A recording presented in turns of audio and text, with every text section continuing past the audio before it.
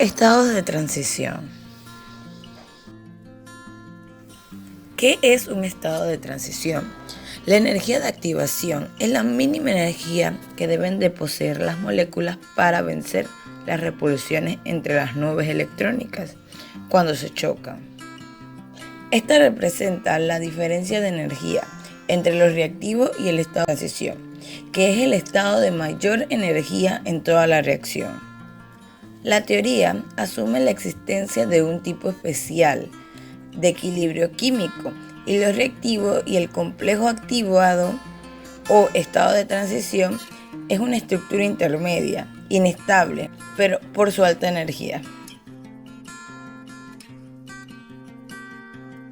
Su principal función de los estados de transición es que se utiliza fundamentalmente para comprender cómo se desarrollan las reacciones químicas, pero no han tenido mucho éxito en su objetivo inicial, de calcular constantes de velocidad, para lo cual se requiere un crecimiento preciso de las superficies de energía potencial. Sí han permitido calcular las entalpías estándar de activación, que es delta H, y la entropía estándar de activación, que es delta S. Las energías libres de acción, que es delta G, de una determinada reacción, si se ha determinado experimentalmente su constante de velocidad. ¿Para qué sirve un catalizador en una reacción química?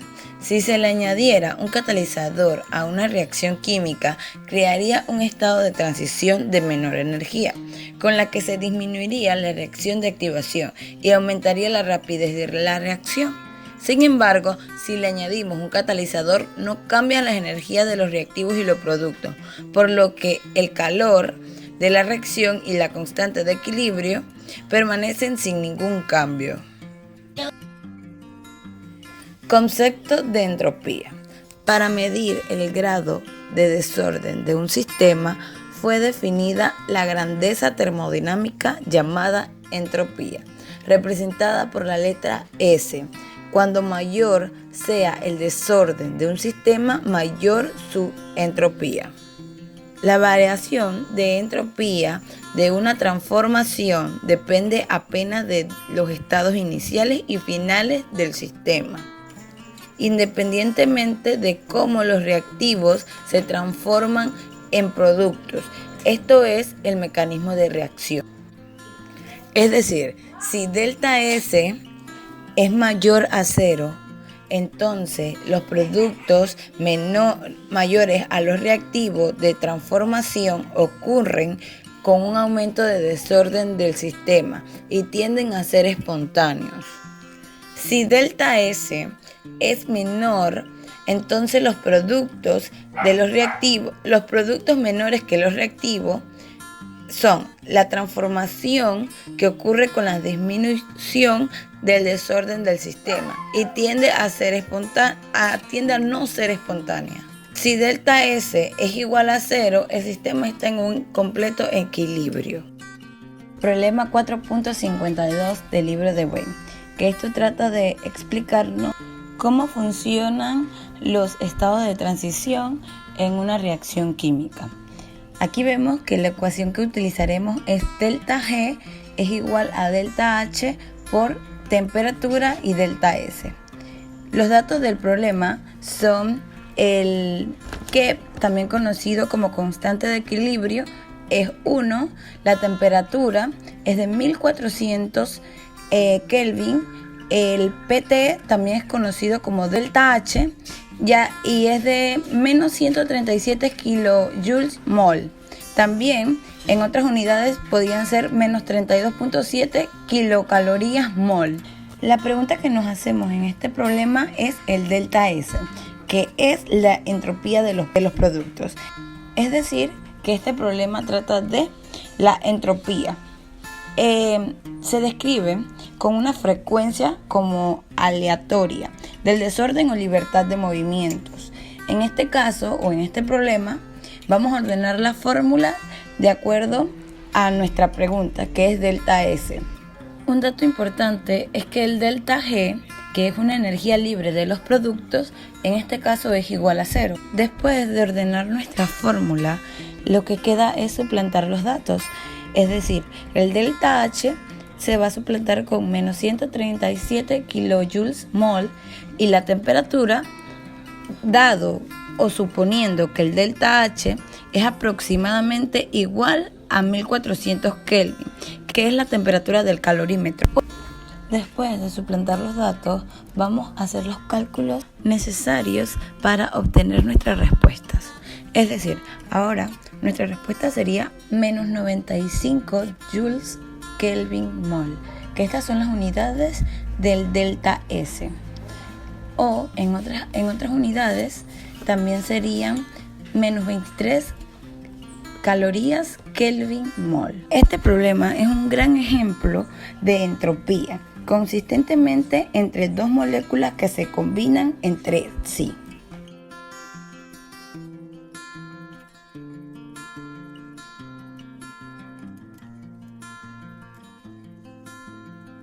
¿Qué es la entalpía? Cuando se habla de entalpía, se hace alusión específicamente a la cantidad de energía que un sistema termodinámico intercambia con su medio ambiente, es decir, la cantidad de energía que el sistema absorbe o libera a su entorno. Hoy haremos énfasis en el cambio de entalpía. Este es la calor de la reacción, la cantidad de calor generado o consumido en el transcurso de una reacción, generalmente expresado en kilojoules, kilocalorías por mol. El cambio de entalpía es una medida de la fuerza relativa de enlace en los productos y reactivos. Las reacciones tienden a favorecer a los productos con la entalpía más baja, son aquellos con los enlaces más fuertes. Si se rompen los enlaces más débiles y se forman enlaces más fuertes, se genera calor y esta reacción es exotérmica cuando tiene un valor negativo. Si los enlaces más fuertes se rompen y se forman enlaces más débiles, entonces la energía se consume en la reacción y la reacción es endotérmica, tiene un valor positivo. Dependiendo del tipo de materia que intervenga en el sistema, en este caso serían sustancias químicas en una reacción, dependerá del grado de entalpía del mismo. Existen diferentes tipos de entalpía. Estos dependen de los procesos de transformación que implica el sistema. Entre estos están la entalpía de formación, que es la cantidad de energía que se absorbe o se libera cuando un mol de sustancia reaccionan para formar una sustancia compuesta. La entalpía de descomposición es a la inversa. Es la cantidad de energía absorbida o liberada cuando una sustancia compleja deviene en una sustancia más simple. La entalpía de combustión es la energía liberada o absorbida por la quema de un mol de sustancia, siempre en presencia de oxígeno gaseoso. La entalpía de neutralización implica la energía liberada o absorbida siempre que una solución ácida y una básica se mezclen, es decir, cuando bases y ácidos se neutralicen recíprocamente. Estos tipos de entalpía son de suma importancia para la química, ya que entienden reacciones como el sistema termodinámico, por ello se les conoce entalpía química. Para continuar con lo ya explicado, resolveremos el siguiente problema que dice: cuando se agrega una pequeña cantidad de yodo a una mezcla de cloro y metano, este evita que ocurra la cloración, por lo tanto, el yodo es un inhibidor de radicales libres para esta reacción. Calcule los valores del cambio de entalpía para las reacciones posibles del yodo con las especies presentes en la cloración del metano. Utilice los siguientes valores para explicar por qué el yodo inhibe la reacción. La entalpía de disolución de enlace del yodo y cloro es de 211 kilojoules mol o de 50 kilocalorías mol. Entonces, supongamos que los átomos de cloro, los radicales, todavía se generan en la reacción de iniciación.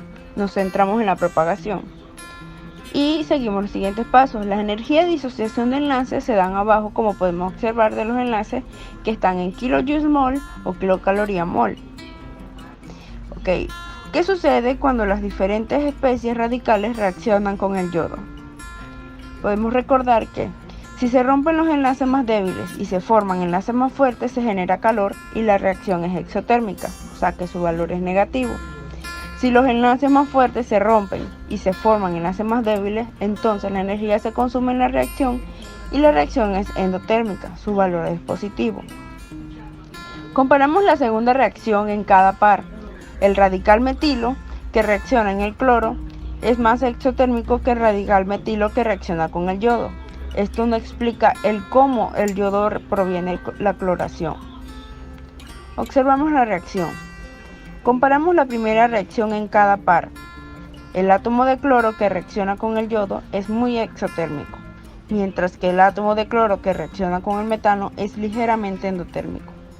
Es aquí donde damos que los átomos de cloro serán eliminados por el yodo antes de que tengan la oportunidad de reaccionar con el metano. Sin el átomo de cloro, la reacción llega a un punto muerto.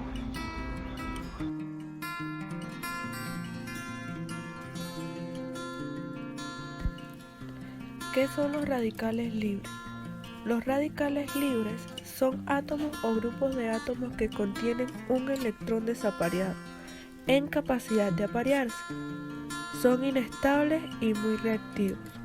Un radical es altamente reactivo debido a que contiene un átomo con un número impar de electrones, por lo regular 7, en su capa de valencia, en lugar de un octeto estable como el de un gas noble. ¿Qué son las reacciones por radicales libres? Se llaman reacciones por radicales a los procesos que involucran rompimiento y formaciones de enlaces simétricos. En química, una reacción radicalaria es cualquier reacción química que involucra a radicales libres. Cuando las reacciones radicalarias son parte de la síntesis orgánica, frecuentemente los radicales son generados a partir de iniciadores radicalarios. Muchas reacciones radicalarias son reacciones en cadena, con un paso de iniciación de la cadena, un paso de propagación de la cadena y un paso de terminación de la cadena. Las reacciones radicalarias se dan frecuentemente en fase gaseosa y son iniciadas por luz y son rara vez catalizadas por un ácido o una base, puesto que no dependen de la polaridad del medio de reacción. Las reacciones son similares tanto en fase gaseosa como en fase de la solución. Como podemos ver ilustrado en la imagen, el radical podría abstraer un átomo o un electrón de un enlace de otro reactivo, dejando un nuevo radical, y el resultado neto es una reacción de sustitución por radicales. Pasos de una reacción por radicales libres. El primer paso es el paso de iniciación, en el cual se genera como producto un intermediario reactivo. El segundo paso es el paso de la propagación, en los cuales el intermediario reactivo reacciona con una molécula estable para formar un producto y otro intermediario reactivo, lo que permite continuar la cadena hasta que se agote el abasto de reactivos o se destruye el intermediario reactivo. Y por último tenemos el paso de terminación, en los cuales las reacciones colaterales destruyen a los intermediarios reactivos y tienden a disminuir o a detener la reacción. Ya hemos aprendido que el cambio de entalpía es el calor de la reacción, o sea, es la cantidad de calor generado o consumido en el transcurso de una reacción. Si la temperatura aumenta, se dice que es una reacción exotérmica, ya que la energía se libera en forma de calor. Y si por el contrario la temperatura disminuye, es endotérmica, ya que se absorbe energía en forma de calor. En muchos casos, debemos predecir si una reacción será endotérmica o exotérmica, sin tener que medir el calor de reacción. Podemos calcular un calor de reacción aproximado si sumamos y restamos las energías involucradas en la ruptura y formación de enlaces. Para realizar estos cálculos necesitamos conocer las energías de los enlaces afectados. Esto se llama energía de disociación de enlace y es la cantidad de energía que debe ser entregada para romper un enlace químico en una molécula aislada y que debe liberarse cuando el enlace se forma. Estas energías siempre llevan valores positivos debido a que la energía debe ser siempre suministrada para romper el enlace. Si por el contrario se formara un enlace, la cantidad de energía liberada será en valor negativo.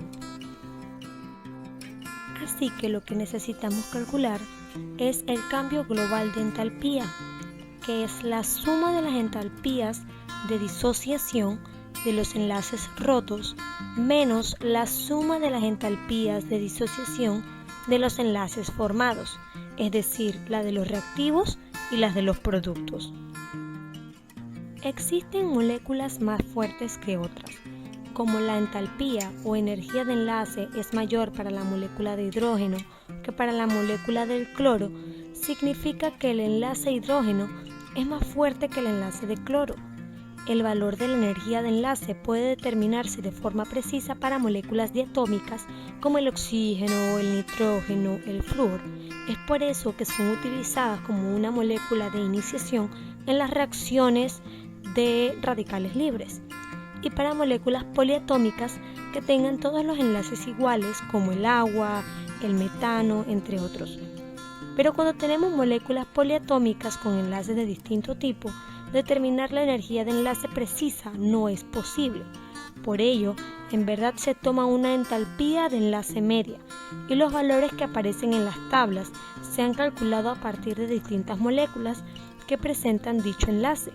Por este motivo, las entalpías de enlace tabuladas presentan un margen de error, no son precisas y se usan solo para realizar cálculos aproximados.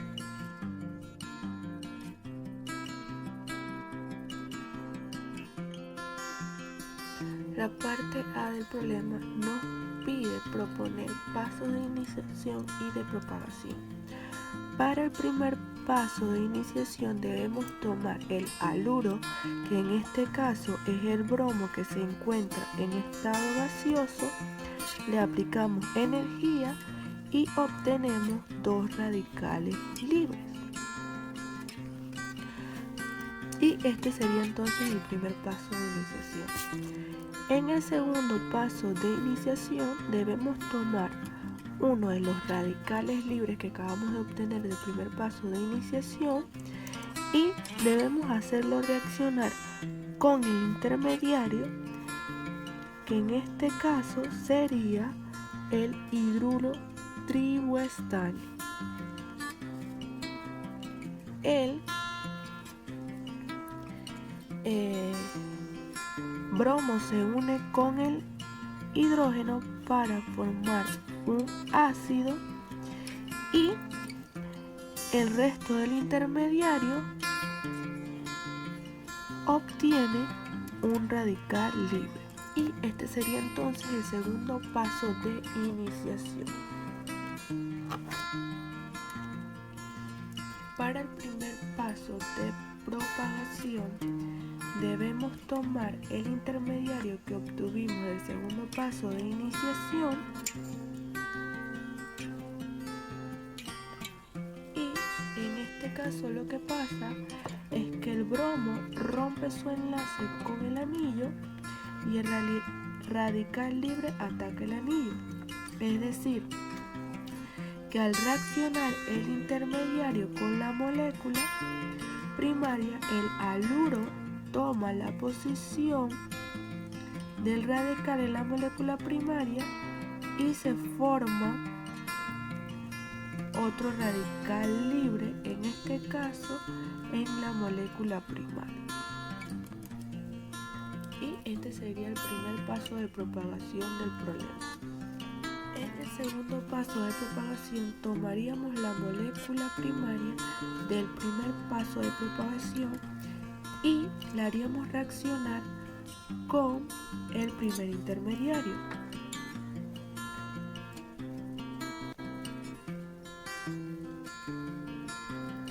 En este caso lo que sucedería es que el radical toma la posición del hidrógeno y el hidrógeno toma la posición del radical, y de esta manera quedaría la estructura primaria del segundo paso de propagación, completando así el segundo paso de propagación del problema. Para realizar el cambio global de entalpía es necesario hacer una sumatoria de los valores de entalpía de disociación, tanto de los enlaces que se rompen como de los enlaces que se forman. Cabe destacar que el paso número 1 de iniciación, donde se rompe el haluro de alquilo, no se toma en cuenta, ya que no se necesita para formar el producto. El paso número 2 tampoco se toma en cuenta, ya que para el cambio global de entalpía solamente son necesarios los pasos de propagación. Entonces, aquí comenzamos haciendo una sumatoria de los enlaces que se rompen y de los enlaces que se forman. El primer enlace que se rompe ocurre aquí, donde el bromo deja el ciclohexano. Aquí se rompe el primer enlace para unirse a X. Aquí se puede ver el nuevo enlace que se forma. El bromo con el ciclohexano tiene un valor de disociación de 285 kilojoules por mol, y eso es lo que tenemos aquí. Algo muy importante es que los valores de los enlaces que se rompen están expresados en positivo y los valores de los enlaces que se forman están expresados en negativos, porque cuando se rompe un enlace libera energía, y para formar un enlace necesita adquirir energía. Por eso, cuando se rompen están expresados con una suma, y cuando se forman están expresados con una resta. Aquí, como se formó el otro enlace, ese tiene un valor de disociación de 552 kilojoules por mol. Entonces, por eso aquí está expresado 552 kilojoules por mol, pero en negativo. En el cuarto paso de propagación, se rompe un enlace entre el compuesto y el hidrógeno, y ese hidrógeno pasa a formar parte del ciclohexano. El valor de entalpía de disociación de este compuesto aquí, de esta ruptura de este enlace, es de 310 kilojoules por mol, que están expresados aquí, 310 kilojoules por mol, y están expresados en positivo, ya que se rompe este enlace. Entonces, en la formación del nuevo enlace en el ciclohexano es de 397, ya que ese valor es un dato conocido de los que tenemos acá.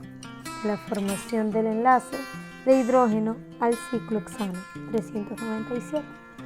Entonces se realiza la sumatoria tanto de los que se rompen como de los que se van formando. Y entonces decimos que el cambio global de entalpía es la sumatoria del rompimiento con los enlaces que se forman.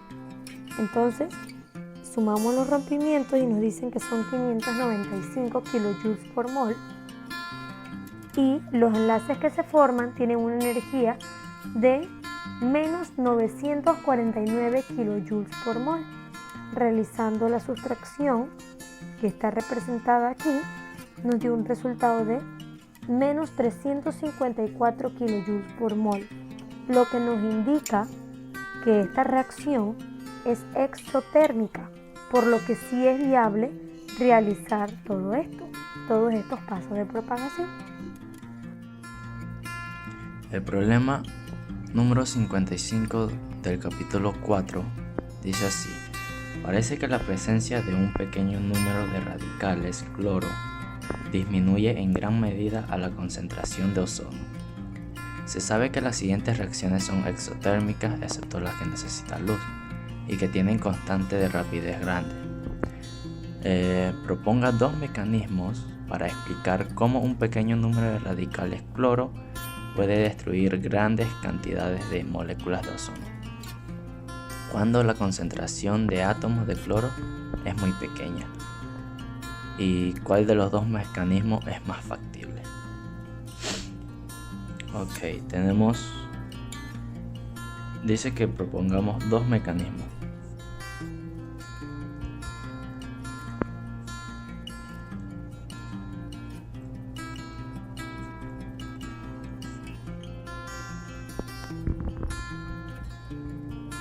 En el primer mecanismo tenemos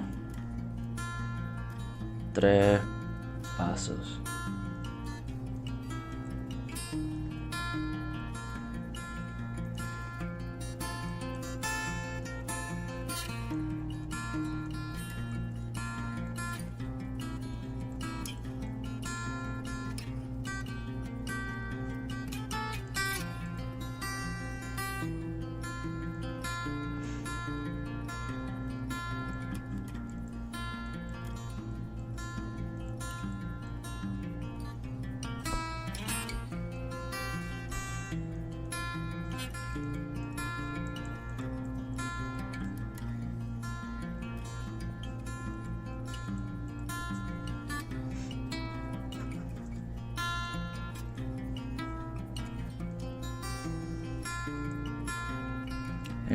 En el mecanismo 2 también tenemos 3 pasos.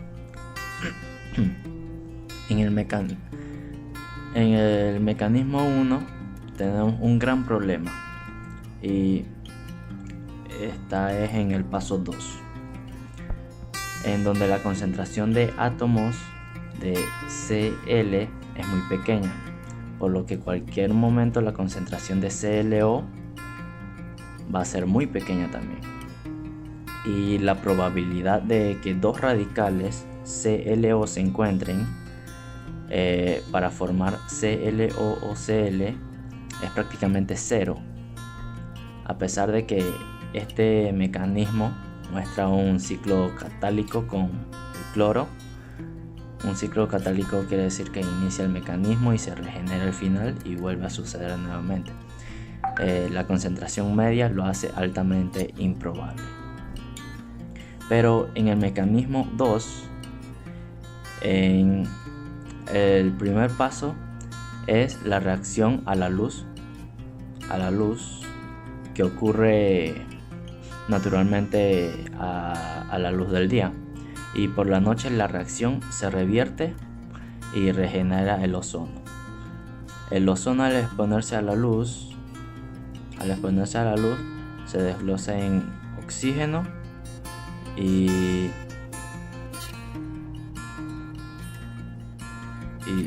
dióxido. Entonces, al llegar la noche, se regenera de nuevo en ozono. Aquí en el mecanismo 2, lo crucial es el paso 3, que una concentración baja de ClO va a encontrar una concentración relativamente alta de oxígeno,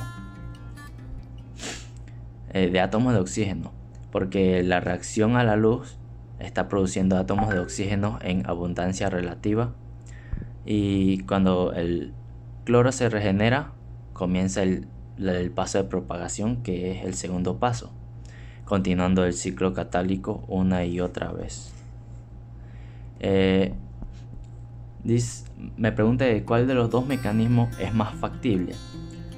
El mecanismo 2 es más factible, ya que en el mecanismo 1 se puede descontar debido a la baja probabilidad de que ocurra el segundo paso, porque se requieren dos especies en muy baja concentración catálica para encontrarse entre sí para que ocurra este paso, y al ser en muy baja concentración es muy poco probable de que se encuentre. Así que el mecanismo 2 es el más factible para la reducción del ozono.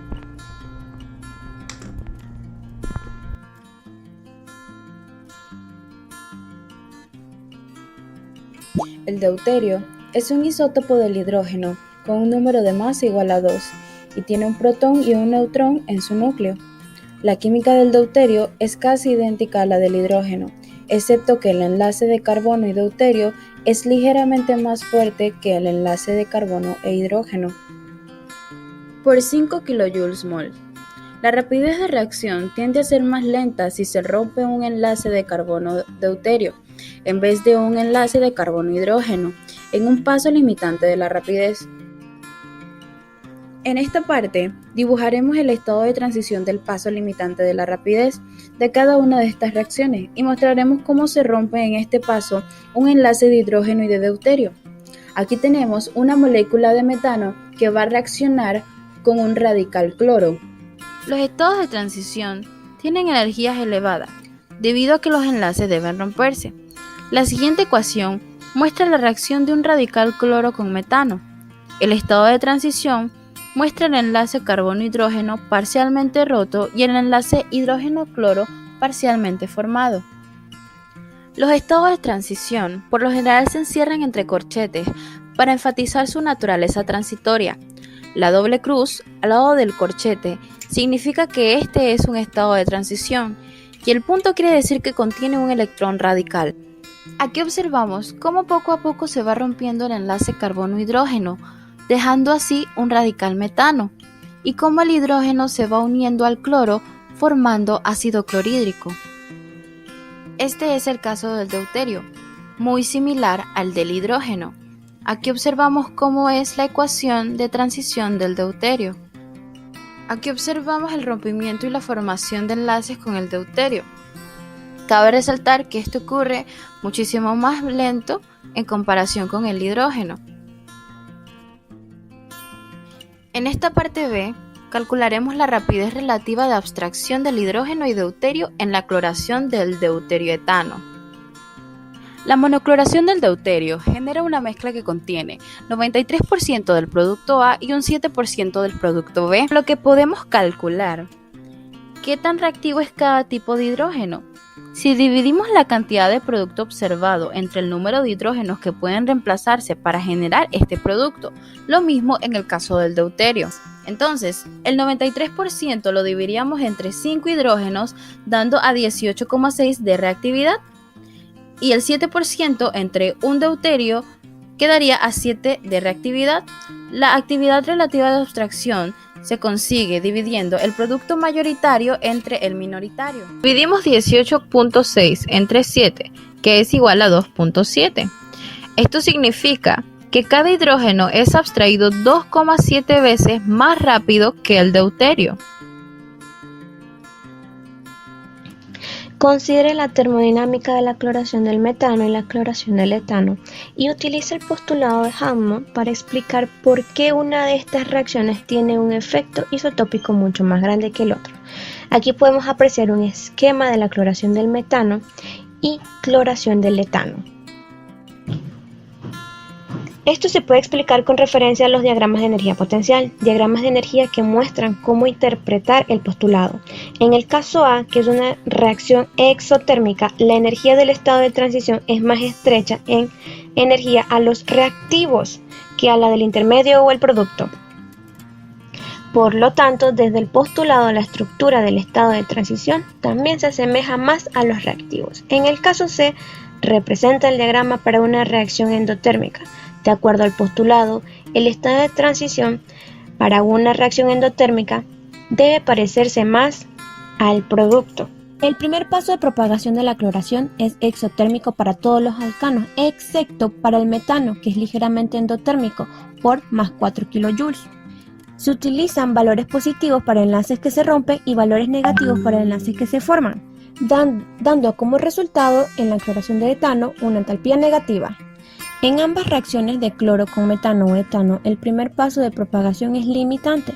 La reacción del átomo de cloro con metano es endotérmica en más 4 kJ por mol, mientras que para el etano este paso es exotérmico en menos 21 kJ por mol. De acuerdo al postulado de Hammond, las diferencias en la energía de activación son más pronunciadas en las reacciones endotérmicas, donde los estados de transición se parecen más a los productos.